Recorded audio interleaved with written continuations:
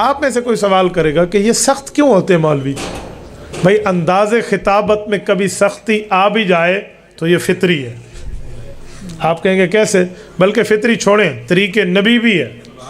صحیح بخاری، حضرت ابو ہریرہ راوی ہیں، رسول اللہ کی خطابت کے انداز بتاتے وقت اللہ کے رسول فرماتے، حضرت ابو ہریرہ فرماتے ہیں اذا قام فینا رسول اللہ خطیبا، یہ خطیباً یہ حال بتایا جا رہا ہے رسول اللہ کے انداز خطابت کہ جب رسول اللہ خطابت فرماتے وعلا صوت، حضور کی آواز بلند ہو جاتی، واشتد غضب، غصہ تیز ہو جاتا، احمرت عینا، بعض اوقات گفتگو میں آنکھوں مبارک پر سرخی چھا جاتی، کأنہ منذر جیش سبحکم ومساکم، یوں لگتا ایمرجنسی کی حالات ہیں اور حضور ایک لشکر سے ڈرا رہے ہیں جو لشکر جرار صبح یا شام ہم پہ حملہ آور ہو جائے گا.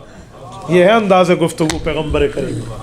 اگر عالم دین ختم نبوت کی جنگ لڑتے ہوئے یہاں بیٹھ کر پیغمبر کریم کی ختم نبوت کے تحفظ میں اس کی آنکھیں سرخ ہو گئی ہیں، گفتگو میں کچھ کرخت کی آ گئی ہے، تو یہ عالم نبی کا وارث ہے. سبحان اللہ. اس لیے آپ کو اس طرح کے اعتراضات اور سوالات کرتے وقت تھوڑا بہت خیال کر لینا چاہیے کہ آپ کیا کہہ رہے ہیں. اس لیے یہ اعتراض بنتا نہیں.